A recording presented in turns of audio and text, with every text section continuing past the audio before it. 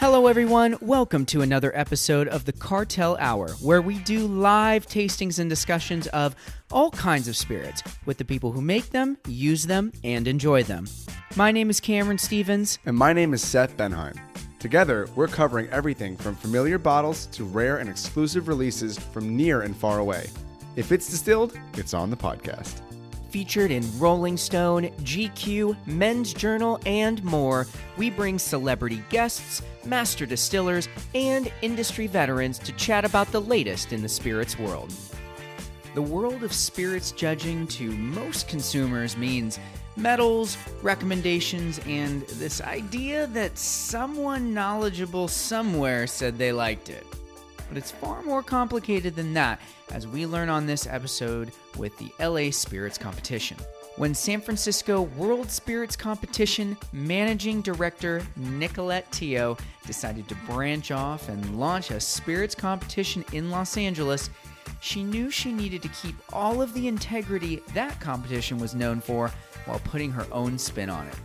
We now have the first year of the Los Angeles Spirits Awards that focuses on diversity of judges, marketing support for the winners, and awards that hopefully better represent the wider consumer population. Along with Nicolette, we brought on two of the actual judges from the competition, Amanda Victoria and Joseph Solis, both incredibly accomplished in the field of judging, but also in the wider world of spirits. They guided us through exactly what they do during a competition, and we even received the samples labeled exactly how they get them. And we got to taste through multiple different categories of the Best in Show winners, including Best Rum, Best Mezcal, Best Bourbon, Best Blended Malt Whiskey, and Best Single Malt Whiskey.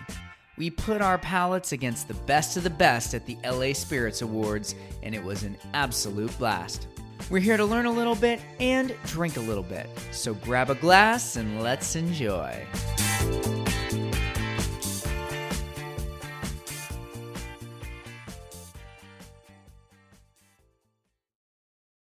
Welcome back to the Infusory for another episode of the Cartel Hour. My name is Cameron Stevens. And my name is Seth Benheim, and today we have a phenomenal show. I'm really excited for this. Why don't you take us away? We're going to be judging, and we've got some judges with us. We have got the folks from the LA Spirits Awards. We have Nicolette, we have Amanda, and we have Joseph. And I think maybe a great place to start would be to tell us a little bit about yourselves and how you got into judging, and then maybe how you made your way to this specific Spirits Award. Great. Okay. I can start, just to clarify too. I'm not a judge. I am the managing director and co-founder of LA Spirits Awards. So technically, my opinion on anything that we're tasting today never mattered, never will, like outside of the competition. But my background, I've lived my entire career in wine and spirits competitions. And I started LA Spirits Awards in 2019 with my co-founder, Joel Blum, who we both are alumni from the San Francisco World Spirits Awards. And we partnered with Amanda here today with us, who is our director of judging. And I think, we can speak more to sort of why we started the competition, but I'll let the other two kind of get a word in here. Yeah, sure. Very good, Nicolette. And she really sells herself short because her palate is wonderful, and we do so much in the back end logistically that you would never believe what goes into putting on a spirits competition, and even doing that in a pandemic. And that's all Nicolette. So. Well, I was going to say, I mean, yes, you as the head of this whole thing do need to remain partial, but and we'll probably get into this as we taste, because I'm assuming you're going to taste with us, but I would imagine you have an amazing palate. I actually am not going to taste. You're with not you guys allowed to today. taste any at all. No. Really, I am. You can. I am, and I can. But we kind of wanted to recreate. I mean, the whole thing, a reputation of a spirits competition, really is this unbiased, like impartiality. And as the managing director, I really try to treat everyone like my baby, the same way every producer sends us their stuff. Like everyone is so important to me, and so kind of keeping my opinion out of it is part of my job in a way, to make sure that I'm not accidentally giving it to a judge with a big smile on my face saying ooh, or I don't know how you can No, that's very well said. Influence someone. Yeah, that's very well said. It's like the blank canvas is very important for Nicolette's perspective on keeping that unbiased. We're all unbiased, on all of us with LA Spirits Awards. So as Nicolette had mentioned, my name is Amanda Victoria. I joined the co-founders Joel Bloom and Nicolette in creating the LA Spirits Awards this, I guess officially in 2019, but launching here in 2020 in the year that we'll all remember. And I myself come from wine and spirits of about 15 plus years in the industry, working across all facets, from the supplier side to the bar side, to the producer side. Most recently, I wear a lot of hats as a spirits educator and professional judge around the world for many of the award shows that exist around the world, including the one that Nicolette and Joel used to truly lead up in San Francisco. So that's how Nicolette and I met in San Francisco, where I was a judge on that panel for a number of years. Other than that, our goal with creating LA Spirits Awards this year has been to do something to bring the spirits competition into the future. Our whole approach is futuristic judging. That means inclusion, diversity, women on the panel. There's been, we'll maybe touch on this a little bit, but the judge stereotype is pretty specific in mine and Nicolette's mind, I'm sure. And we tried to really create our panel of judges to look anything like a stereotype in the world of judging. So we're very proud to have an inclusive panel of women, people of color. I love that. I love that. Yeah, I think for me, it was important, to reflect what's out there in the consumers, the people who are drinking and who are buying these distilled products are varied, and there's so much talent in the spirits industry. It's not, we didn't make room just because you were a woman. It was because our judges had great palates and great expertise, and they happen to be women. There's so much out there, and that was really important to me. Even in partnering with Amanda, I knew that she was sort of a rule breaker, but in a good way, like wanting to go out there and redefine things and to change stuff up, and that was important to me. And Joseph, tell us a little bit about yourself. Who's looking so fantastic today. Yeah. Let's just all recognize the blazer, okay? Yeah, go to YouTube. Go check out the jacket. Good reason to go onto YouTube, not just listen to this. So I actually, this is my first time judging, believe it, or at least officially. So I actually have about 20 plus years of wine and spirits as well. Everything from the brand side strategy, but I think what was really important for me this year and why I accepted, one was because the approach to diversity. No longer is it a white cis male sort of judging opportunity. It does not reflect who we are anymore at all. I am very close to the consumer in terms of my company and working with my wine and spirit clients in the form of education, events, literally liquid to lips. So I'm very, very close. So through this whole process, I actually kind of chose to be the advocate of the consumer. Even when and we'll get into how judges, we argue, we kind of, go back and forth. But every time my whole thing was like to the people, right? Like, let's take our bougie hats off and think through this. Like, not all of us can sit in a room like this sipping $3,000 whiskey. Like, it's not the case. The end consumer at the end of the day is who's buying this. So I definitely took that, serious. And my background specifically, I guess my areas of interest / expertise are tequilas, agave spirits, and cognacs. So those have been pretty much worked on everything. Amanda and I have actually worked together a few times, traveled the world together doing education and distillery tours and training ambassadors, how many are in the world, Amanda, that we've trained? God, probably. I don't know. A lot. We have like grandchildren at this point. Yeah, literally have children in the world that we've actually created advocacy programs for, trainings. And I realized that we were doing it in a very different way. It was no longer stodgy, right?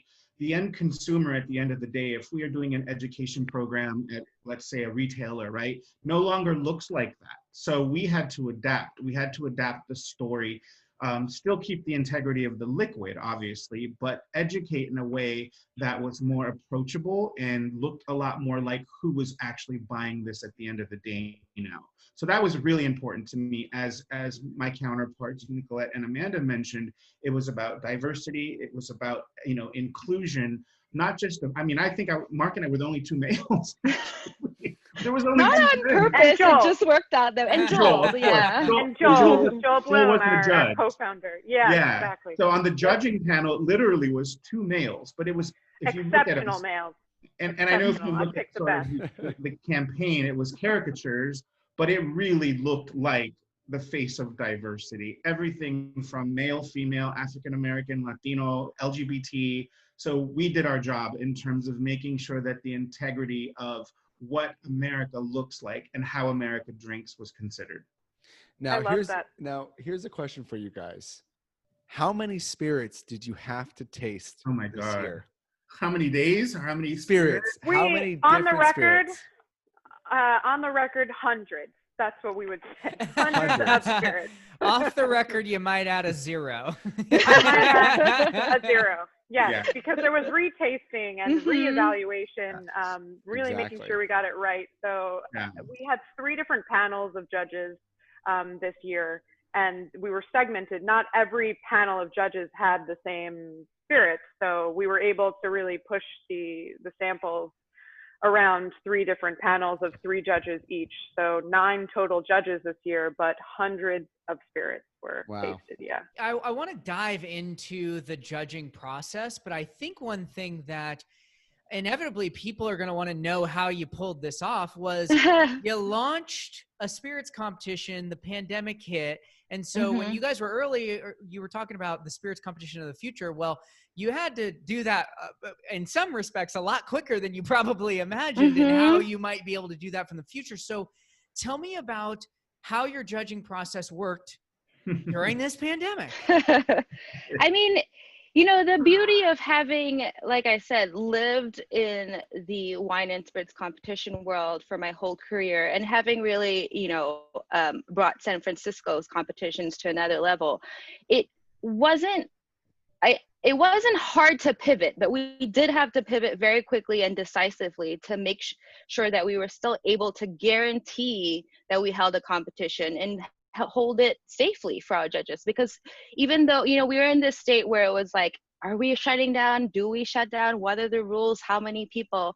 And I think Amanda, Joel, and I very quickly decided the question sometimes isn't, can we hold a competition in person as much as should we? If we held the event in person, we would be doing, our staff at the back of the room would be pouring all of this and bringing it out to the judges. So this year was a little more involved with the judges. We leaned a little heavier on them to make sure that what they were tasting was what they said they were tasting, was what I recorded that was tasting, so that metal to product matches up. And across the board too, because, making sure, like, for example, today, making sure what you guys taste, Cameron and Steph, is the same as Amanda and Joseph. That is a big part of what I had to do. And it's not easy, but I think I've had so much training in it, and there's so many safety nets to catch mistakes, to catch human error, to the process of doing this we have it all down. And as much, so if you look at, how we've marketed our company, as much as we're a young and new company, the people behind it have a lot of expertise. It wasn't hard to pivot, because had this been my first year doing a competition in general, no way we could have pulled it off. 100% not. Yeah. But I think for us too, a big decision to go forward was, one of the things we're doing differently at LA Spirits Awards is, after the fact, once the the producers have won their medals, we don't love them and leave them. We want to be sure to be there to provide marketing support. That's the service we're offering. All the more reason to guarantee that if you enter our competition this year, it will be judged professionally, and you will get your medals. Yeah, and to that point, to expand a little bit, I mean, I technically am still, directly touching the business, and I know the sales numbers, and I know how much wine and spirits, specifically spirits, have over-indexed and sold out. So one of the brands that I work on, literally no liquid. We ran out of liquid because we did so well. But the interesting thing, and I think you guys asked sort of the learning curve and how did you make it happen, is that I don't know if another judging competition would have been able to be of the times to do something like this on Zoom with this technology, right? And you mentioned the marketing side of it. It's like, this is the future. How many all my ambassadors that are currently working are doing Zoom parties and Zoom education to off-premise, to retailers, bar managers. And so you either adapt or you're going to get left behind.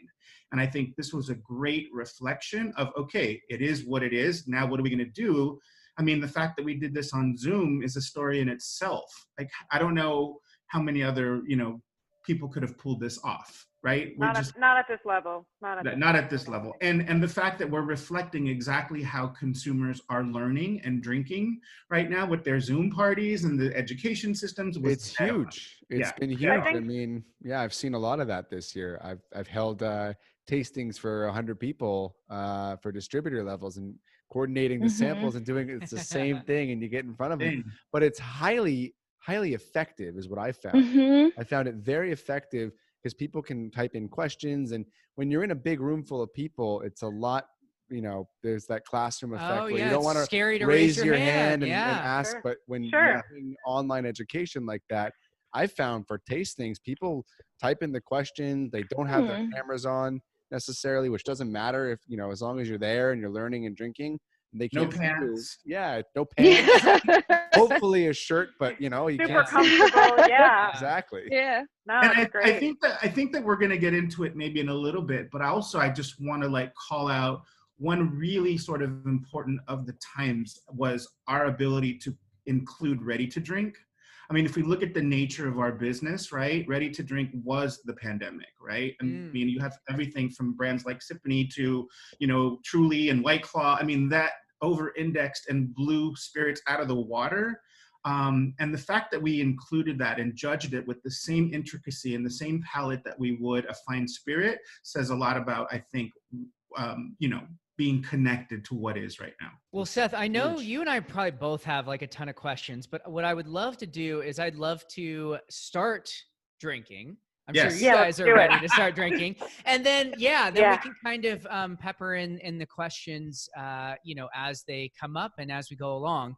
So I've got my paper. Yes, you got your paper. We have some bottles in front of us. So why don't you walk us through as if we were judges, and of course, people that are watching on YouTube, maybe you can kind of get a feel for what this would actually look like, and how do we do this? Instruct us. Let us know what we should be doing.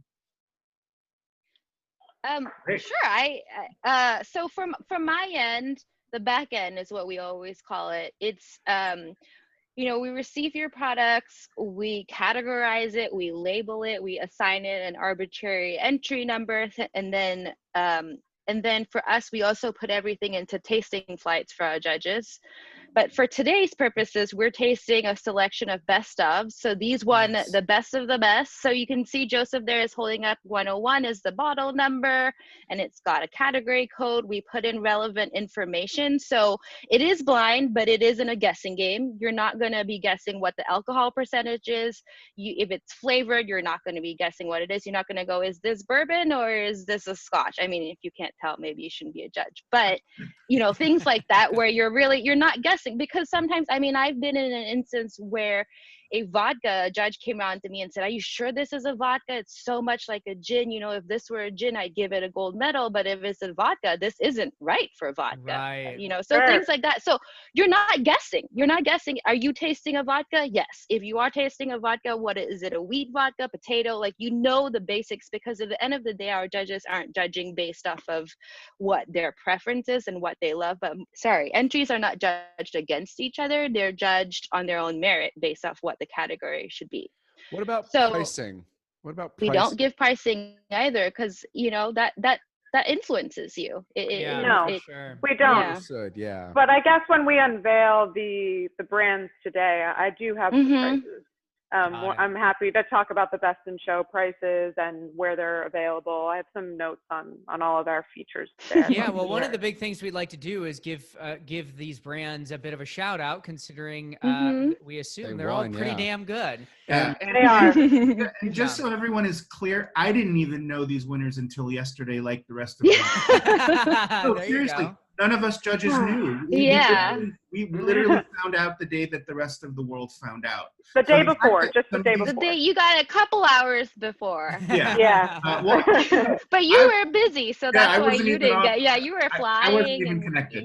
But so we literally, some of these brands that actually won, I was taken back. Like, what? Really? Wow. Okay, this is amazing. Then this is great, because to your point, you put in pricing, you put in marketing. I don't know if some of these brands would have won, to be honest with you. For me, being a marketer and being, a bougie palate, quote unquote, right? A fancy palate. We're very spoiled on this call, right? On this podcast. We all taste the finest spirits in the world.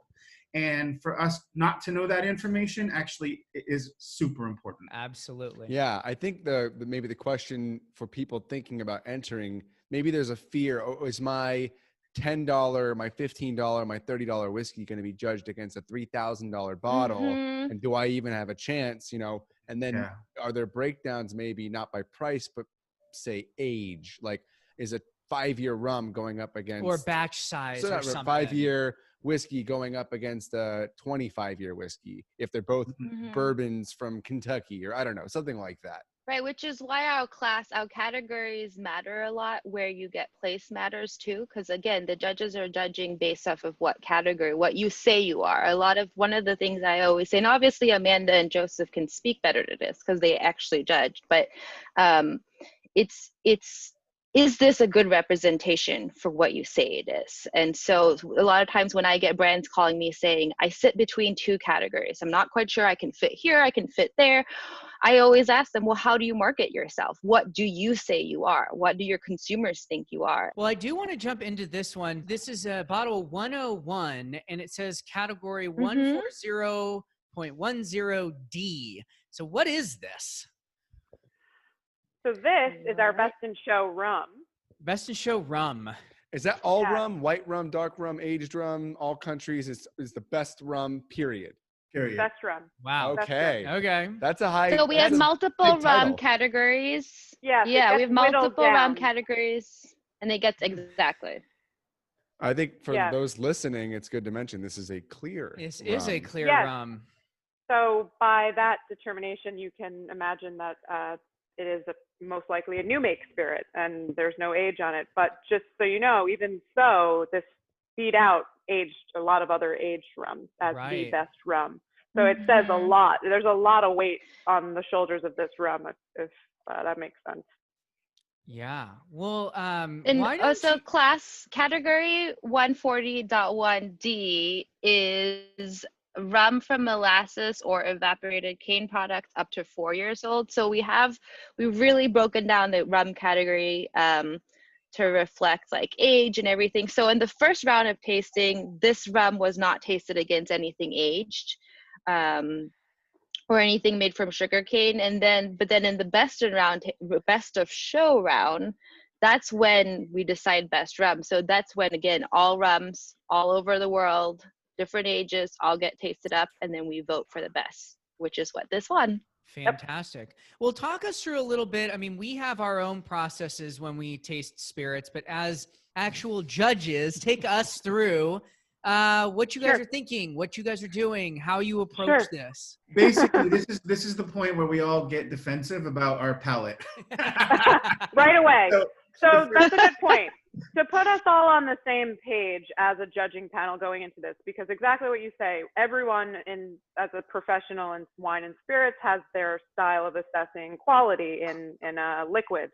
But to put us all on the same page, I was able to create a document for the judging panel that breaks it down by the senses, basically. That's the inspiration. Correct. So nose, mouth, eyes assessment, and the importance of each of those assessments. Personally, I know my strength is leaning on my nose. My nose is what gets me through all of this judging. But another judge might be more of a palate. It differs, but by putting us all on the same page with the senses, it's a sensory approach. Yeah, and even before that, the first step is just really looking at it in the light and really kind of seeing its characteristics. If there's anything, in this case, it's clear, but if it was a brown spirit, I mean, even with this, you can see something.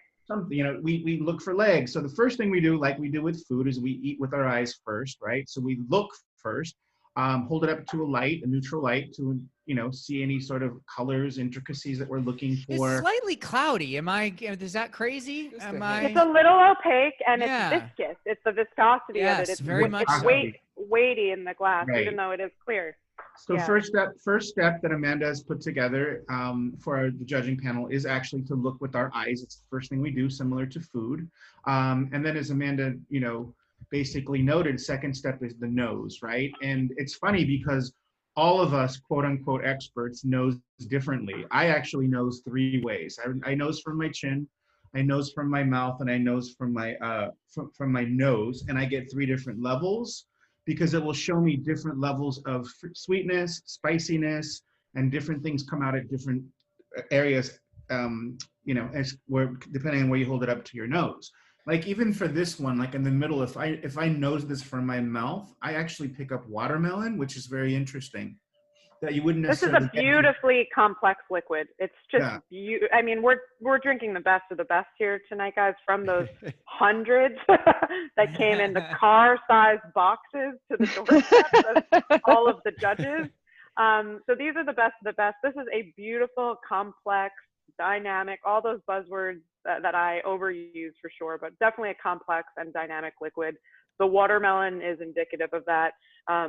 I get a lot of beautiful tropical fruits, bright, fresh, no additives, nothing fake in this. This seems really, really natural and in the distillate to me. Yeah, and the thing for me, that because what I do mainly is cocktail side going into sort of consumer, is I also kind of check sometimes for a spirit like this for mixability, right? I mean, you could pretty much make any cocktail beyond tiki or rum. You can make anything with this, and it would be so versatile that it really works.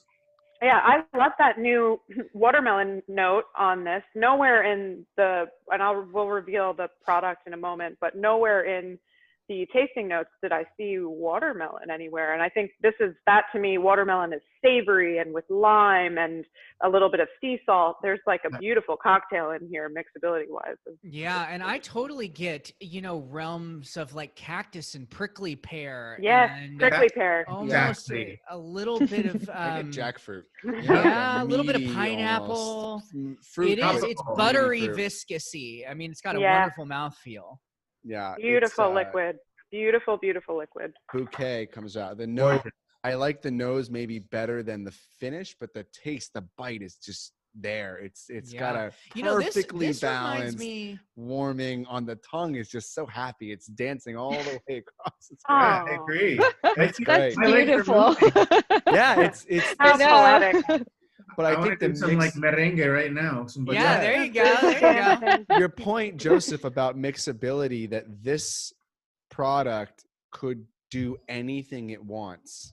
Anything it wants to go do, it can play so well. I mean, I could make a margarita with this. You could do it in a Negroni. You could do, and you could do it in more traditional stuff like margaritas and whatnot. It's outstanding. It's outstanding. Most important is that you can have it just on a rock and just sip it like this. And remember, guys, we're talking about an unaged rum here. Yeah, 45%. The rum category is still waiting to have its year in modern day spirits in the U.S. market. And as it lingers like on the palate, there's like a cinnamon spice situation going on for me right now that's pretty phenomenal that I didn't get last time. Now, we've done a few rum episodes on the show. We did Real McCoy, and we did and all the Claren. The Claren, which we did all the Claren is technically bottles. An unreleased episode. So, spoiler alert: we have an Claren. Yeah. And actually, this kind of reminds me of some of those. Yeah, they were all types clears. of flavors. So should we get into this? Should we find out what in the world? Yeah. I think this is why we do it. We want to bring some great attention to these companies that are making these best in show products. And this company specifically stands for so much of what we, LA Spirits Awards, also stands for as a company. I look at them as pushing the industry forward, pushing a somewhat, sometimes perceivably stale and antiquated rum industry to a more modern consumer, and doing it the right way with the right ingredients. So this is 10-to-1 rum. It is their white unaged rum. It retails for probably, it should be double than what it's retailing for, in my opinion. This is such a beautiful liquid. So it's about $29.99 in stores. What? So 10-to-1 rum. The rum itself is coming from Jamaica and the Dominican Republic. The founder, I'm a big kind of a super fan of the founder from afar. I don't know him as well as I'd like to, but hopefully he'll hear this. Mark Farrell, Caribbean-born gentleman who, again, I think is spearheading the rum category right now with this product and everything they stand for as a company. Really cool stuff. It's going to be hard to go, because this is the first time I'm ever trying this brand. So we're trying the best of the best. I mean, I know. Were there other brands from them in the competition that won other There awards? There were. Actually, they have another dark rum. An 8-year-old dark rum, which is beautiful as well. But I think for versatility and how everything goes across the rum board category, this was just the best representation of rum we saw this year submitted, including that one. We love their other one as well. The other one did very well. I believe, Nicolette, correct me if I'm wrong, I think it got a silver medal as well. It got a bronze. A bronze, sorry. Gotcha. Mm-hmm. Well, one of the things I would like to say, and we echo this on the other rum episodes, is this is not something that is a sweet drink. No. And I think that rum gets an unfair stereotype as being sugary, is thick, and this is not that. And it is lovely, and it just shows the depth and versatility of the category. So yeah, I mean, what a fantastic pick. Yeah. Beautiful I stuff. It Just reminds me. so you know how sort of let me drop it in a little and talk about just the judging process. So it basically, what we did this year is very similar to what I'm doing with you guys right now, where we've got 3 judges on a panel. I'm Zooming with them. I'm not tasting. I'm just living in the moment and listening to you guys talk about the products. But what happens for a product to become best in show is on the initial panel, all 3 judges have to give the medal a gold. So they individually will go through and say, I give it a gold, I give it a gold. It automatically wins a platinum. All platinum medals then get sent up to the final round, best in show round, where all 9 judges taste off. And that's where products are judged against each other. And you vote by, hand count. We had a little fun time counting little squares on Zoom. And then again, the 10-to-1 Caribbean white rum won best rum.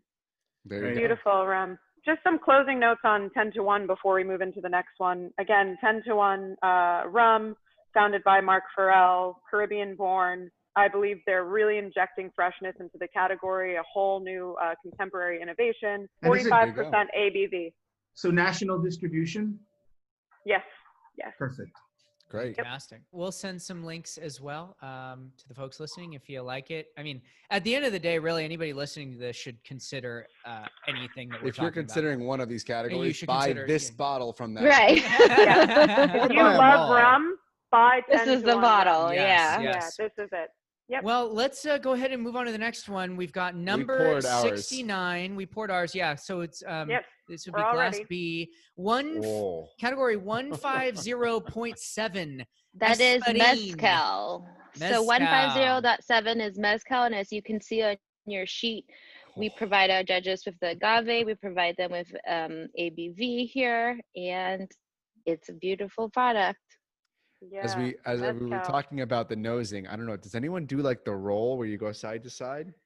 I know you were mentioning that. I was watching you earlier. I like that. I've learned that nostrils weren't created equal, and one could be better than the other. So I was taught. And on each day, it varies too. If you've got a little stuffy in one side, you got a little coke in one, and deviated septum action. Yeah.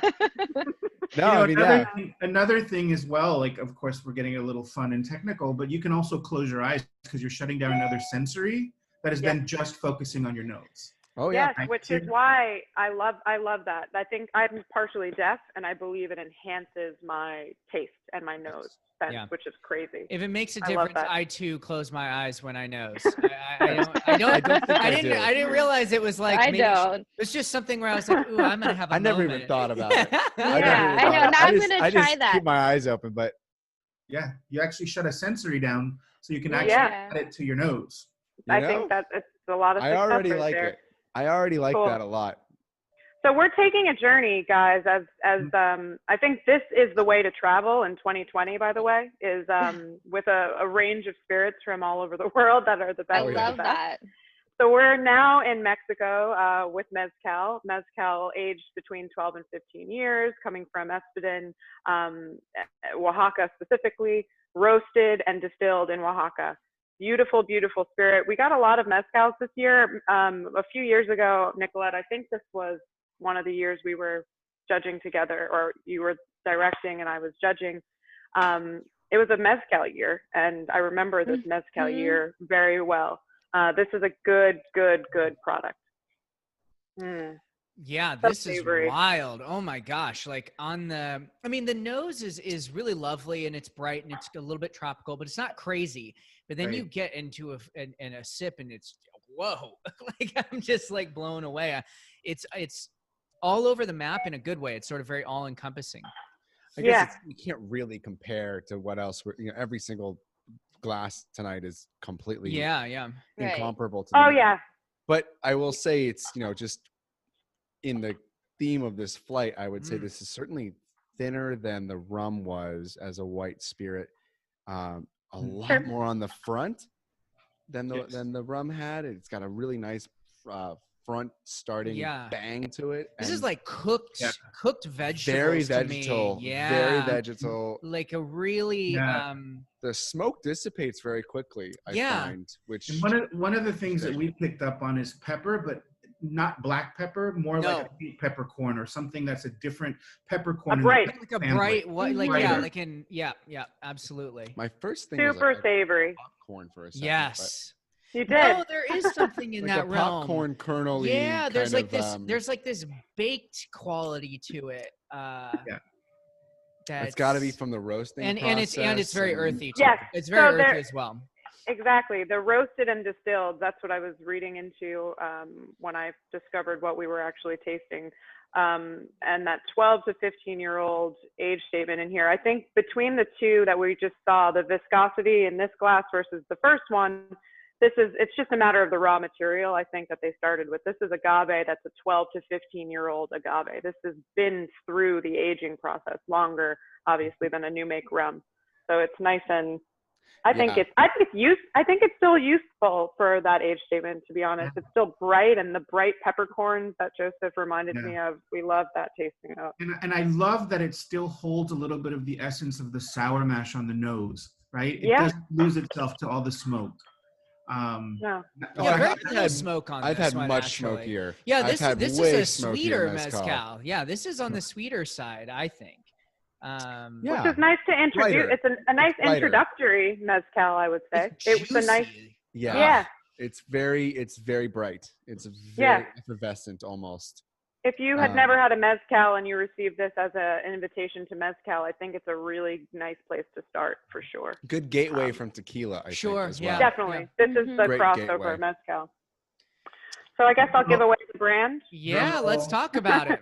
All right. So this is Mr. Mezcal, again, from Oaxaca, Mexico, and 12 to 15 years, double distilled, copper pot distilled. The rum was also, I believe it was pot still, so similarities there, but pot roasted and distilled. Yes. $40 is the MSRP on this. It's really nothing. Mr. Mezcal. I've also bringing the value. I've never heard of this brand. I've never heard of it. It's brand new. We got a sample bottle. It wasn't even in their final state, so it's really hot off the press. Is this bottle? I have to look. And the ABV is 42. 42%, 84 proof. Yep. Beautiful. Yeah, I mean, this is gonna make a fantastic mixed drink. But man, if you sit around with a plate full of tacos, like I'm in heaven. Like that's just whoo. There you go, it's right on the money. Yeah. That sweetness would counteract any of the spicy kind of stewed meats and stuff. Yeah, it would pair very well with al pastor with some pineapple. Oh, Yeah. Oh, now I'm hungry. This would bring the I like you, spiciness. Joseph. This would bring down the spiciness. You know? That's exactly what it would pair well with. Fantastic. Like flawlessly. Charred pineapple. Yeah, there's deliciousness there. All right. Let's keep traveling together, Yes, 2020 style. Congratulations, Mr. Mezcal. Yeah, congratulations. Yes, congratulations. Go out. If you're thinking about a mezcal bottle, it's a great place to start. Can you imagine? I mean, I had a very similar experience in my life, being a new company and entering a spirits competition, 6 months in business and winning a double gold best in show at a different competition 6 years ago. But man, like you're a brand new company, you're Mr. Mezcal, you're getting your name out and you win best in show out of the gate. It's such a great feeling. I mean, I've been in those shoes. It's an amazing, amazing feeling. There's nothing quite like it. Yeah. To have that validation out of the gate before you even have product on the shelf. I mean, come on. It's huge. It's really huge for a brand. That's a big deal to highlight too. I mean, that's really cool, especially for new companies. If you're launching a spirit, enter them into this competition and any others. I mean, you definitely get an award out of the gate. It opens doors for you, Absolutely. And I think on our end as a competition, I've been working in competitions for my whole career. It's so exciting to help to be part of that journey. Like Seth, that's where you and I first met, and I remember you from that because it's infectious. Like I'm remembering when your infused vodka won and how great it was, and it's just it's nice to be a part of that story. You start so high, it's all uphill from there, man. And I think it's a great reflection of LA Spirit Awards in general. Fresh, modern, providing these kind of brands the opportunity to participate and actually be discovered by a palate that may be a little different than traditional palettes that the judges sometimes. Well, think about the culture. Think about the culture we all bring. I'm, for example, I'm not on a panel or anything like that, but just I have a different taste profile than Cameron does. I come from a Moroccan heritage, so I eat all kinds of different foods with my grandmother and my parents cooking and all that. Like it's just different food that I've grown up with than Cameron, than Amanda, than Nicolette, than Joseph, all you guys, different palates, from different life experiences. And so to have that on the panel versus, a bunch of people that maybe have, I'm sure other panelists are well-traveled and whatnot, but it's not maybe necessarily culturally embedded in them from a young age, for example. Right. Or instinctual. Yes. I can't tell you how many times you bring something to your nose, you go, oh my God, that's cardamom, that's clove. Right. And how many times I've made something with clove in my business and I find people go, what is clove? I'm like, I love that. What? Like, what do you mean what is clove? It's clove. They go, you mean like ham? I'm like, not like ham. No, like, what are you talking about? Like no. Ham? That's so great. Like when you stick cloves in ham. No, I don't know that. I don't know that. People put cloves in ham and they're like, that is such beautiful. No, that's true. I've seen that. I've seen it. Beautiful. I'm also Jewish. Jewish, so I don't eat ham. I didn't grow up with ham, at least. I eat it now, but like, right. We'll put a link to the cloved ham in the description. Yeah, put a link to cloved ham. And speaking to that is like one of the things that we do in the competition too is when I put together judging panels, it's important too that we have that diversity, like you said, not just in race, gender, backgrounds, but also what they do within the industry. I spend a lot of time saying, okay, this guy's a writer, so he's being informed this way, and she works more mixology background. So we really want that diversity because one of the things I see a lot is judges coming and saying like, okay, this would be a great mixed drink, but I could also see it here. And then the journalist will say, yeah, I could write about this. So it's not just informed it's multiple perspectives. Little things can affect your judgment. Did you wake up on the wrong side of the bed? Are you thirsty? Is it hot in the room? Are you irritated by the person next to you? And it's my job to make sure that that is as even as I can make it possible, to just make them as comfortable and happy, so that when they're there, they're just focused on what's in front of them. It's an honest job. What's in front of us right now is category 200.1, 50% 7-year. What do we have here? Number 128. 200.1 is straight bourbon. That's our Straight category. bourbon. Something I know nothing about. You are very poorly versed in this. So what do you guys get? Let's hear some tasting notes. Let's riff a little bit. I got the nice deep cherry spice in here right off the bat. More of like a dry butterscotch for me right now. I'm getting yeah, and it's pretty barrel forward on the nose too. I get a little bit of that. A lot nice of oak. tar. Yeah. A lot of oak. Oak. I love the Butterscotch. cherry. Yeah, a brandied cherry. Trying to find the cherry here. And I like this. I like when someone gives a note and it doesn't just automatically go, oh yeah, that's right. No, and for me, it's like not that. on the nose. It's much more in the body. If you're going to get a little bit more of that, kind of like baked pie and a little bit of like kind of like darker fruits, plums and like dark cherries, candied cherries. Certainly, yeah, brandy. Of course, you mentioned that, Joseph. Certainly drier. It has that brandy. I have a Jim Beam brandy finish that I drink often. I love that bottle, and this reminds me a little bit of that. Although that one's a little sweeter than this. It doesn't really have this doesn't have a finished whiskey smell to me. No, at all. It's dry. It just has a dry nose. Interesting for this one for me, what I remember from this that I loved so much is that right before the final note, I get a hint of coconut, which is so interesting to me. And That's hard to do in this category. It's very hard to do in this category to get something like that. For me, it was very toasted coconut. I just kept getting it. Yeah. And there's a little bit of kind of like nutty breadiness too on the back end as well. That's pastry. Yeah. I need another sip. I think I'm still washing some mezcal. Oh, and a slight bit of marshmallow. Tiny bit of marshmallow. That's good. Marshmallow, yeah. Toasted. Fire cake marshmallow. All super, a lot of range in all of your tasting notes on this for this category specifically, I think. To get coconut, to get pastry, butterscotch, just the range is exceptional. And I think that's why this was easily a best in show. I get like toast. I actually get toast, like breakfast toast. Little side note, this was a category that we fought a lot about. Yes. A lot. I will say this. There's a little bit of an alcohol heat that I could see as polarizing to some other judges. Well, it's the hottest we've had at 50%, 100 proof. But that's my favorite proof. I was talking to someone recently.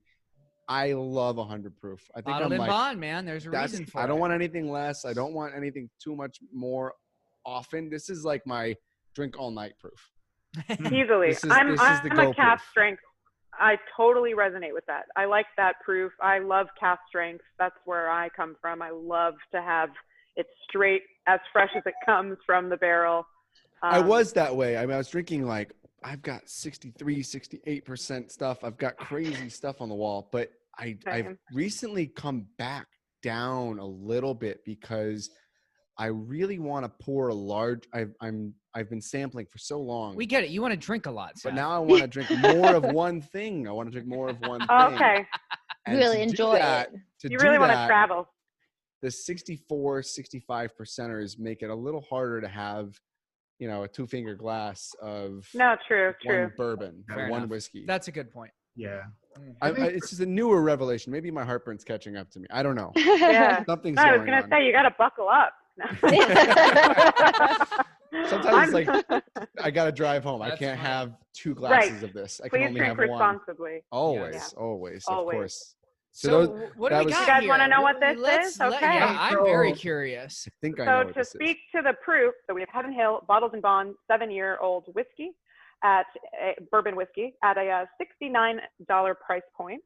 For the listeners that might be interested in what it means to be bottled in bond, as a refresher, maybe, it means one distillery. Heaven Hill specifically does one distillery and one season. It has to be a minimum of 4-year-old aged, as well as 100 proof. And there has to be full transparency with the DSC. That means that the distillery has to be completely listed, not only the distillery name, but the location right on the bottle, to be considered and classified as bottled in bond. Now, for listeners living in Kentucky, you already probably know this, but go get the green bottle. It's the 6-year, not the 7-year, and it's $15. And I think it's as good or better than this bottle, but that's just my opinion. I'm just one man. You do but really you love that green label. You can get 3 of those for the price of one of these, and it is the same distillery, same mash bill. It's not bottled in bond, but that's just the regulation, not a recipe. And it is awesome. I can relate to this. I can relate to this. When we get to the best whiskey of the competition, the last glass that we'll be touching, it's a 16-year-old, and I actually love the 8-year-old a little bit more. I like that blue collar bottle often. I do. When I go to Kentucky, it's all I buy is the green. I bring a green every time I go. I keep one at home. I keep one at work. I never go anywhere without my green Heaven Hill 6-year. The blue 7-year that came out is awesome. It's a great whiskey. I just drank it. It's phenomenal. It's just they're great. They're great. Yeah. I think you as listeners should probably go get the green one and get this one and do your own little tasting. So you have a fight. Great idea. And you can make your own decision and maybe email the guys and let them know what you thought, because that's a really great thing, is to be able to compare. Obviously, you as hosts have an expertise and a palate, right? We have what has come up for us. Taste them all and let us know what you think. Yeah. Just in general, Heaven Hill is such a phenomenal distillery from start to finish. I love so much of what they put out. And unlike the first 2 bottles we tasted that I knew nothing about, I know I've met the CEO before. It's a phenomenal company. I love those guys, and they're just putting out phenomenal whiskey left, right, and center. And their tour is amazing too, if you get a chance to go see them in Kentucky. But congrats to them for winning best straight bourbon. And best bourbon. And best bourbon. And best bourbon overall, yeah. Yes, best overall bourbon. Easily, hands down, one of my favorite domestic whiskey producers, if not the top. Heaven Hill, great products. It's a pleasure to have them this year. Yep. We are now traveling a little bit further to Japan. Let's drink something from Japan. Let's hear the collective tasting notes. Fantastic. So this is 230.2. Is that Japanese whiskey? No, it's malt whiskey. Oh, okay. From all over the world, not Irish or Scotch or North America. What we consider to be world whiskeys, which omit the more traditional, typical places that make whiskey. So gotcha. Japan. Now, it says blended malt whiskey, meaning that this did not qualify for best single malt, which I see is also the last one we're trying is the best single malt. Oh yeah, I get the raisins and I get a little bit of It's like a chewy graininess to this, you know. I mean, it's almost as it's almost a little bit musky, like I was holding the grains in my hand that had already been ground up a little bit, like had already been cracked. A little bit of brown sugar and almost raisin like oatmeal. Brown, like the brown, like literally brown sugar and raisins in oatmeal. And like there you go. That's it. In a glass. Yeah, there you go.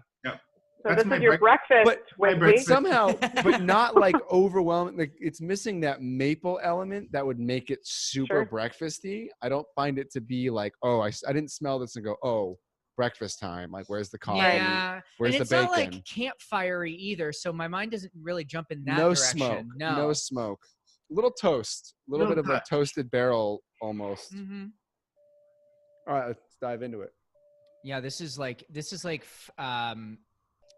like a thick, fresh baked dessert, like almost banana bready or something like that. You know, caramelized. Yeah. So I guess let's do the big unveil on this one. Yeah, let's do Okay. it. guys Yeah, ready? because Okay, we're great. kind of like, yeah, there's a lot to process here. I'm really curious We're as to doing what it this now. is. We're judging behind the curtain now. So here you go, curtains up.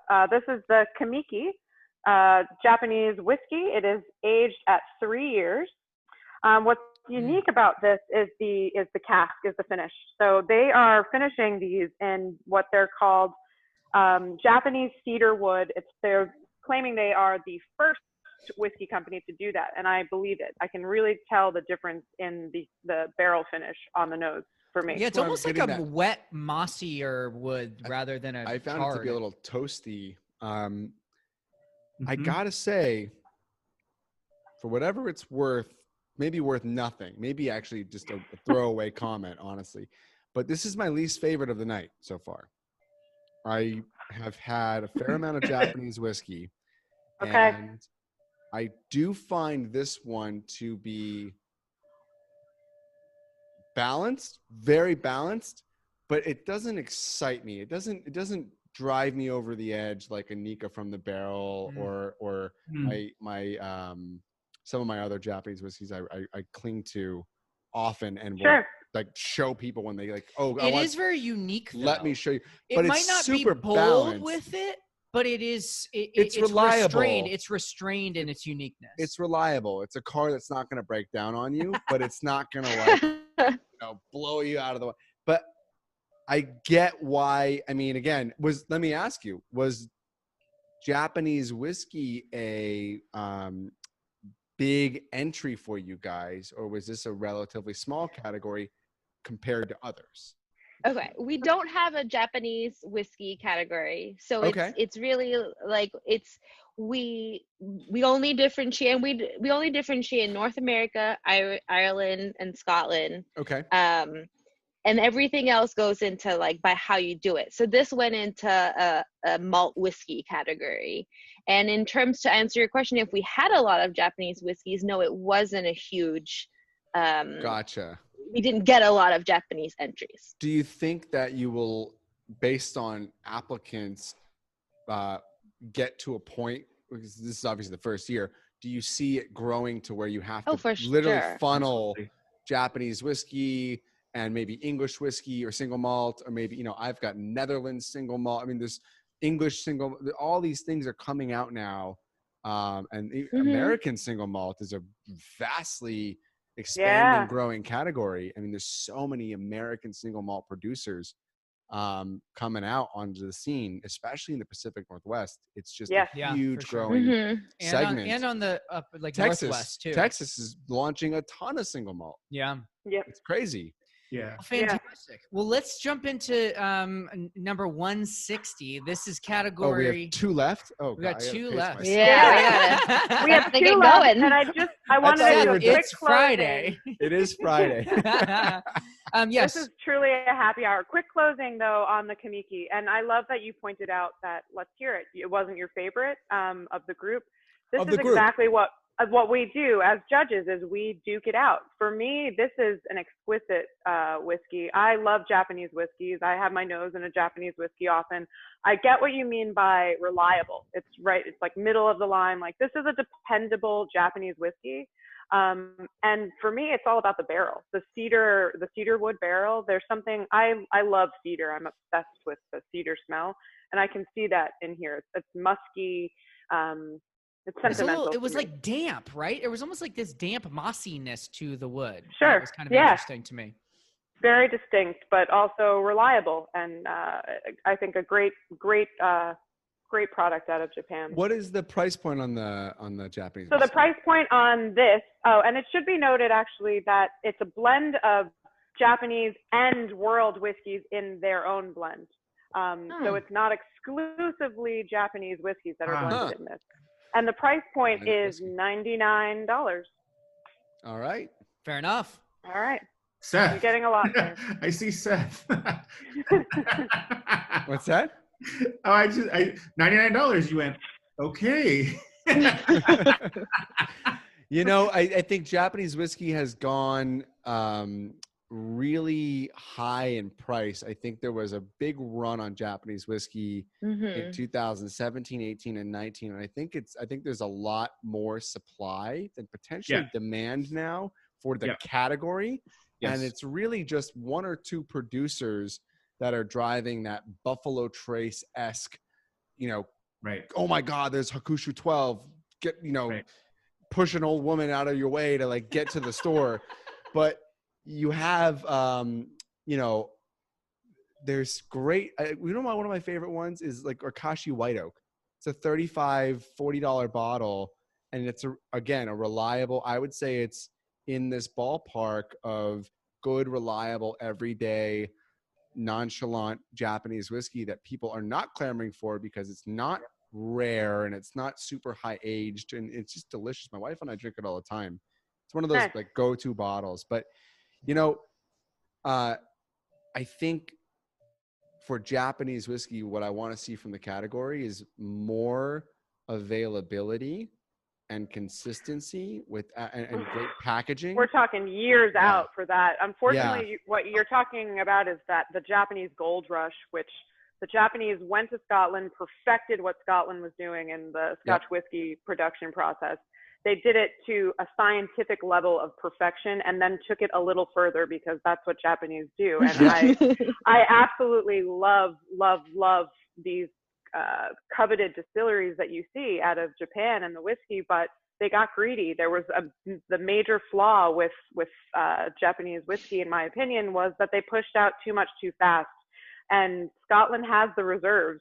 For instance, they have the reserves. They have many, many, many more years of making whiskey and staggered distribution. And I think that Japan's going to take a little while to recover from that initial rush. You're dead on. Because you can still get age statements on all of your, I got my Kleinlich 14, my Oban 14, I've got my tins, I've got all of it. All my Scotch is like good to go on my age statements, but Japanese whiskey, it's Harmony, or it's this, or it's it's the Nika Days, all these things coming out. It's a real shame. It's a shame. I think that they thought that they could catch up in the taste profile and not necessarily like an accelerated aging, which I hate. I mean, I just like it for many reasons, but they kind of messed up with the release of it. They didn't stagger enough. Yeah, I mean, the demand was so high, and they just went with it as opposed to a long-term perspective. There was if it gives you any indication, there was a section of Japanese whiskeys at Walgreens the other day. So just to tell you, oh my God, I'm not joking, but I've seen that. I have not seen that. To Amanda's point earlier, in terms of, I know this is about understanding the mindset and the process from the judgment standpoint. I'm actually right between you, Seth, and Amanda. I can take it, I can leave it. So if we were actually doing this process, you'd probably give it a bronze. Amanda would give it a gold plus, and I would give it a silver. And we'd have to battle it out to agree on what the medal. We'd probably end up being a silver plus, but that's part of the process. So just I might be at a silver. Okay. In the sense that it's very balanced. I don't see anything wrong with it.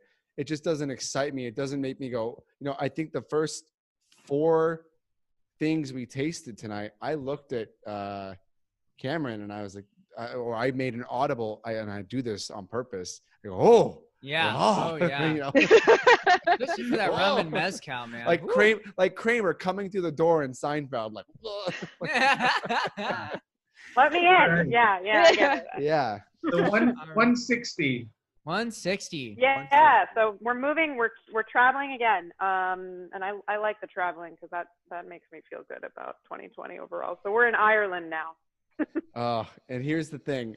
Irish whiskey. We have not actually done any Irish whiskeys on the show. We had Redbreast. I could talk about this. The Redbreast 12 or whatever. We've never done a singular episode on Irish whiskey. And I'll preface anything anyone's about to say. I've been to Dublin. I drank 25 Irish whiskeys in one day, from 10 a.m. to 10 p.m. And I was so disappointed with Irish whiskey. I did not. I know. And it was very shocking. I was expecting to like have more bottle. I was expecting to have to go home and drop bottles off and go back out and like this. And it was just I went from I'm not going to name names. I went from distillery to distillery to distillery to distillery. And we walked the whole city and it just was so disappointing. I already smelled this. That. I already like what I'm smelling in this glass better than like 19 of those 25 Irish whiskeys. That's great. Yes, that's great. So off to a good start. That disappointment. I get that disappointment so much. Similarly, so many places, major regions, Canada has disappointed me. Ireland has disappointed me. The United States has disappointed me when it comes to whiskey production, but I think it's just my preference on Scotland overall, which is tough. Let's try to put those biases aside and jump in and just focus on what's in this glass, what the tasting notes are, what you're getting. Yeah, 44.3%. That's 8.6 proof. Mm-hmm. Yep. Chocolatey, really, a little. Oh, definitely. Yeah, chocolate velvet. and coffee. A little bit of like bright coffee. Velvet on the tongue. Like light roast coffee. It's crazy mouthfeel. Yeah, the texture is gorgeous. Also, there's oily. Look, you could see these legs. Yeah, so oily. Yeah. It's such a that's probably the most enjoyable mouthfeel. It's like coconut oil. Like there's Oh yeah. You know what I mean? It's really easy to drink. It's so easy to drink. Yeah, the thing for me that stood out about this one was the butterscotch notes that I just loved so much. Yeah, a little bit of toffee-esque thing happening, like a breakfast pastry or something. I get the toasted coconut to where like the little coconut flakes are browned, almost. Yeah. How not pretty. Those like fresh white ones that you get like on donuts and stuff. Like this is that toasted coconut like flakes. Definitely. So a little bit more on Irish whiskey, then I think the judges would agree. I think this is an example of a spirit pushing the category forward again, similarly to how the first one, the rum that we started off, was doing that, and even the mezcal as well. But this is an example of hopefully what the future of Irish whiskey can be at a wider level. The quality is there. This company is doing a lot of great things in innovation. I was super excited to find out what it was after tasting it. Let me know when you guys are ready. Oh, and I don't know if we said it, but 220.2 is the category, and it's an Irish single malt. Irish single malt. So chocolatey. It's really apple good as well. Yeah, but it's like chocolate almondy thing happening, which is kind of nice. Oh, very nice. I think this is as good green as apple. Any Irish whiskey I've got under 50% alcohol. I think for a lower proof, this is delicious. Yeah. Great. So what do we got then? I got green apple, by the way. Yeah. Oh, yes, I just getting said that too. Yeah, green apple. Yeah. Green apple. Getting that ripeness, but it tastes like if you dip green apple slices inside of caramel. Yeah. Yes. It's almost like, when you put the apple fan garnish on a cocktail, and it has that same, so pretty. So pretty. All of that from one little whiskey. So this is the Busker whiskey, and I have their bottles, and I'd like to show a bottle too because they're new. Irish innovation and quality. No age statement, but we know to be out of Ireland you need about 3-year-old. So I'm assuming we're about 3 years. It retails for $30. This is like, wow. I'm gonna grab the bottle because I managed to score one as well. Hey, how come we didn't? Yeah. Is this in the U.S.? Yes. It is going to be very soon. It is, very soon. Yeah, it is. It is. They are moving things forward. So they are out of the Remy, I believe it's, I don't want to miss. Oh, I like that label. Big, bold. Yeah. Nice and bold. It kind of sits nice and flat. I love the as to what it's called. The bottle. Yeah. There you go. And this is their single malt. So they have a range. I have 3 other bottles of this, a different variety, but this is their single malt. Chocolatey mouthfeel, large copper stills, matured in 2 types of wood, bourbon and sherry. And again, it's that 44.3 ABV that you mentioned. $30 though. It's a lot for that. Yeah. I just see the label guy. I see the owner, the founder, like talking to the label designer, going, "Bigger title." He's like, "Okay, I'll make it size 48." He's like, "No, bigger. I want bigger. I want it bigger. I want the whole bottle to be my name." Well, Bump it up. Bump it up. A lot of, and I know that you've done this too with your branding, which is kind of like, you got to make sure people can read it. Mm-hmm. No, Like, these I mean, are crowded I've done shelves. it. And Yeah. I can appreciate how bold that is. I don't like, think it's I've good, got- good on them. I've got 800 something bottles. I don't think there's anything with a title that big. Yeah. And it makes you just want to like turn your I head know. and read it. It also makes sense, though. I don't know who they're targeting, but if they were targeting a younger demographic, right, as an entry level, that's aligned with Supreme or these other brands where it's about that bold logo. Like, it makes total sense. You know, if you were to drink that as a younger, you know, coming out of college, you know, mid-20s, and you're getting into whiskey and something, you would be spoiled drinking that and then going back to like everyday Bushmills or Jameson, or you're gonna even I'll say Teeling, which you're going to pay more for, I think, a little bit too. I'm not sure if Teeling is still $30 or $35 for their everyday, but you know, that's a real. It's a great alternative to first of all, most Irish whiskeys. I don't know why I like this, but I like the 44.3 for a $30 bottle.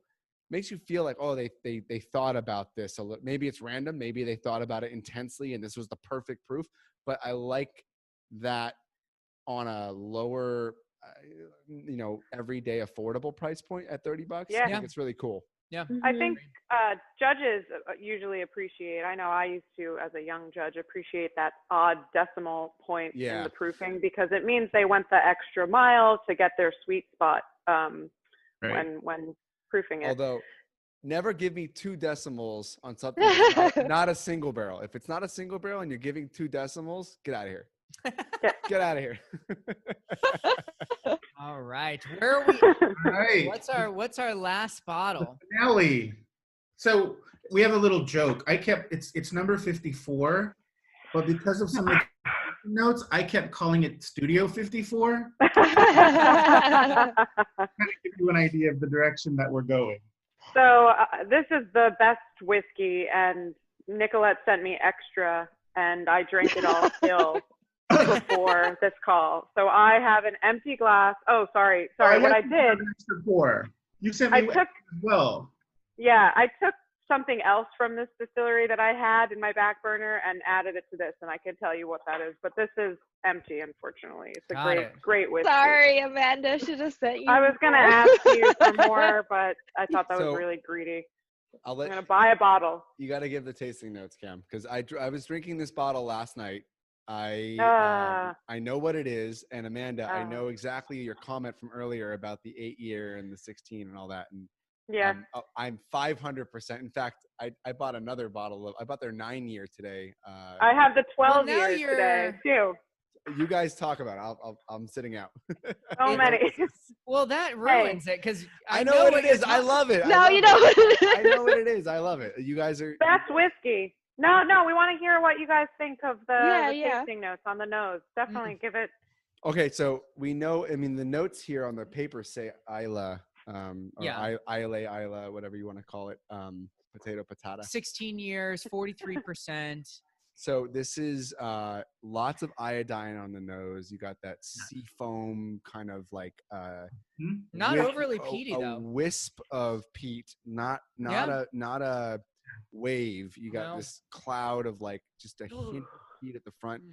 I don't know the is it IBUs or ppms or whatever, the parts per million of the phenols. I don't love to talk about that, to be honest, personally. I don't know why. I've had two Bruichlades that are both 40 ppm with, for example, that hit way higher than Octomore is like 180. And so I'm drinking Bruichladi and I have these two, and I thought one was maybe triple the other, and they were both 40. I'm like, what is this? Doesn't make sense. So for those listening, the ppms are how you measure the peat, and for the reason why I said I don't love talking about it is because I find peat to be an imperfect science in itself, the raw material of it. But I get it. I get it. ppm phenols per million. Cam, what do you think? So good. I mean, it is really, really good. I always try to tell people I do like peated whiskey. So this is something I certainly enjoy. That being said, it has to have balance. This certainly does. It's a little bit peatier on the body than it is on the nose.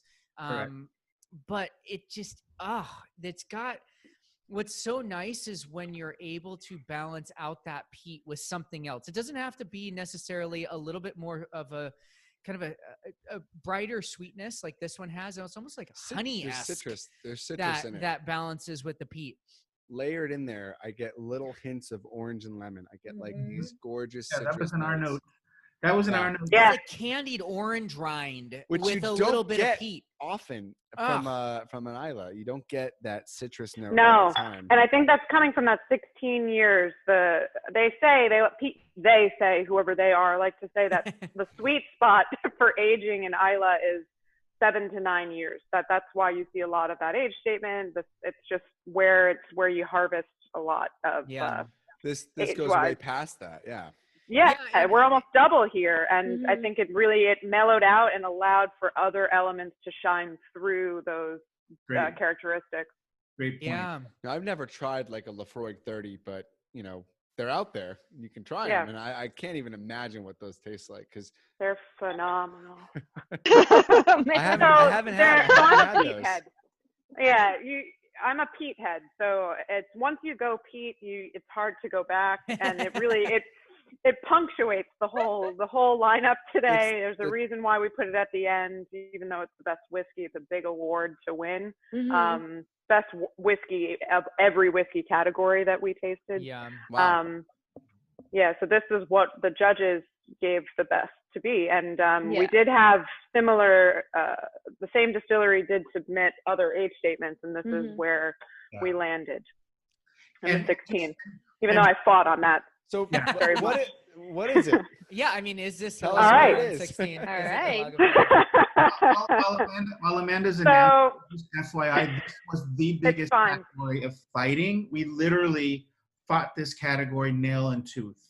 Yeah. Well, let's hear the winner, but I would like to hear also some of the other, if that's okay to share, like if it was such a big fight, like what was the tender, It was fighting against itself, truthfully. So it's obviously, as we all know, a Lagavulin 16-year. Retails for about $90, which in my perspective is a bargain for this whiskey, but here we are. Coming from Islay, Scotland, as you know, there are about 9 distilleries officially in Islay right now. They each have their own house style, but they're all known, of course, for the peat, and the smoke. I mentioned the 16 years, I think really mellows it out and allows for more flavor to come through. It's a bit more elegant. I thought of the Lagavulin 8-year, which we duked it out with, the 8 versus the 16 for the best whiskey of the whole show. I personally love that. I feel like it's like the working class Lagavulin. I love a Lafroig 10. I tend to really like the house style, the main point of distribution. But the 16-year-old, I think the judges really humbled me a little bit more in this, in saying, hey, there's a lot of other elegant notes that you can really get to if you dig a little further in that higher age statement. I think there's a lingering that you get with the 8-year at that higher proof. So again, and it's peatier too. It's a little peat smokier. Gets toned down with age. It lingers a little longer. It's if you're in for a stronger pour, that 8-year is age is just a number, like God damn it. it's true. This is I couldn't think of a better juxtaposition of age versus depth and potency of a whiskey, where you have double the age but not necessarily double the flavor or double the depth or richness. That 8-year Lagavulin is such a monster whiskey. We drank that on episode 3. We did drink both of these on episode 3 of our podcast, which is the Islay Peat Scotch whiskey with Alexander Murray as the guest. And so didn't they do a bottling of Lagavulin? They did a Lafroig. Oh, they did a Lafroig, and we had a 15-year cask strength Lafroig. But again, Lagavulin is the pinnacle, one of the crowning. In Lagavulin, Ardbeg, and Lafroig are kind of the 3 big names that you'll find at Walgreens in the Scotch section, but also everywhere else. No, but it's really whatever speed if you're going for a little sweeter, a little more citrus, a little more balanced, this is beautiful. I could drink way more of these than I could of an 8-year higher proof. Like I think it's 48 something % on the 8-year, but yeah, it's 48. They're different whiskeys for different nights, different occasions, different crowds. Yeah. You know. I think it's truly an elegant example of all Islay distilleries is the Lagavulin 16-year. No, Lafroig to me is more, again, this getting your hands dirty type of peat. Like it really works for it. But Lagavulin is a bit more subdued overall, similar to the Koila of the world. That I find the viscosity in Lagavulin is nice and weighty and elegant, very elegant. Yeah, I feel like the 5 of us need to have a happy hour off mic later on. Just talk whiskey and scotch and all things. I'd love it. Spirits later on. Yeah, but love it. Parting words from your group, from the LA Spirit Awards. You know, what do you want to say to the consumer and to the producer of spirits that is listening to this show to kind of, you know, address each of them individually? I think that when we say that we're pushing the competition into the future through acts of diversity and inclusion, it goes across the board. It goes to the producers producing spirits in beautiful places like Oaxaca and everything. We've traveled around the world. There's a diverse range in production here from just a global standpoint. We have our judges with the diverse range of where their careers have been and the palates that have influenced them. I think you said it the best when you mentioned all of the cultural aspects of what you grew up eating versus what the person next to you grew up eating. It's all different. So there's a huge amount of range and palate. And then, of course, the consumer, which Joseph speaks so well of thinking about the consumer standpoint in how we can support that consumer education through the supplier side. It really is as diverse as it can be for us. And I think that is what the future of spirits competitions looks like. You said it so beautifully. I mean, I from a more personal standpoint, sort of, you know, touching back to what I was talking about when I first met Seth, it's like to the producers, I'm so excited. Please give us a chance to be part of your journey. You know, we're here, our team, the judges, the staff. We love our jobs. We love what we do. And we can't wait to be part of your story. We can't wait to help you with your marketing, you know, and also to those who did participate, thank you for believing in us in our first year. It means the world to us that these brands understood what we were trying to do, trying to push this spirits competition industry into the future. And we really appreciate their support. Joseph, any parting words as well?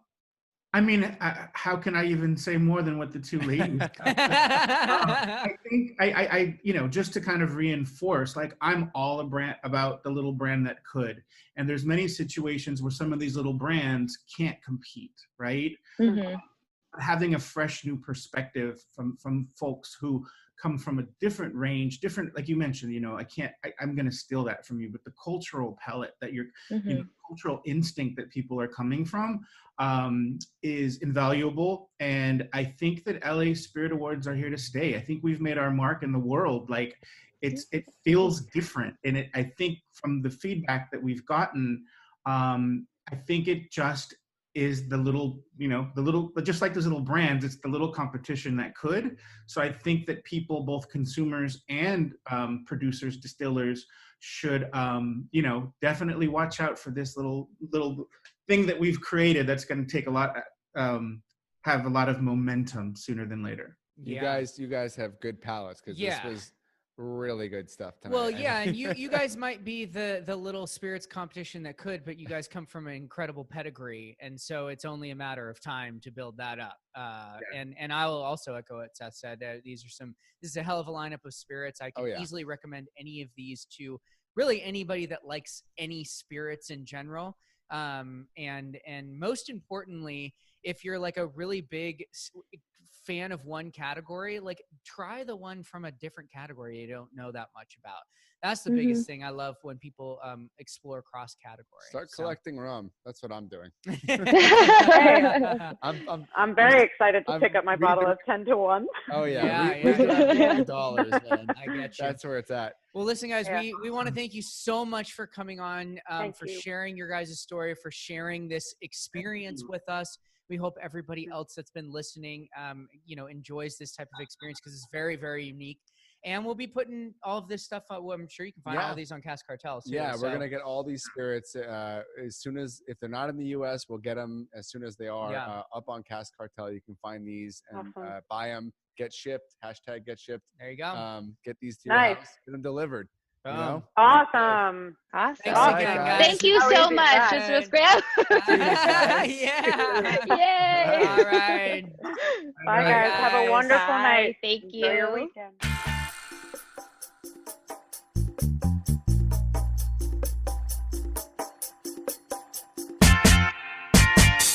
Hello everyone, Cameron and Seth here. Just a few more things before we wrap up.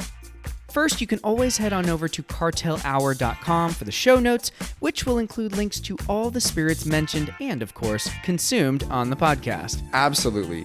If you're interested in purchasing any of the spirits mentioned on the podcast, go ahead and click any of the links to be taken directly to those spirits or visit caskcartel.com. They are America's largest online premium spirits marketplace and have been featured in Rolling Stones magazine, Men's Journal, The Wall Street Journal, Forbes, MarketWatch, and many others. Yeah, they are awesome and super mobile friendly too. They're a fantastic resource to search through different types of spirits, and their platform is easy and straightforward. If you don't love driving around to every single liquor store in town and hoping they have what you're looking for, Cask Cartel is certainly the best e-commerce spirits platform I've personally come across. Couldn't agree more. And you can find them on social media at Cask Cartel, and you can find us at Cartel Hour for the podcast, where you can find information about upcoming episodes and live tastings at the Infusory. And speaking of those live tastings, for those living in or visiting the Los Angeles area that are truly intrigued, if you want to drink along with us, we would love to have you come and enjoy an evening at the Infusory to drink through a carefully selected assortment of spirits. We offer custom flights and have a robust library of over 700 spirits to choose from. Visit our website for more information on how to become a member of the Cartel Club. And if you're a spirits brand that would like to be featured on the podcast, please email us or send us a direct message on Instagram. Thank you everyone for listening, and remember to always drink responsibly and in good company.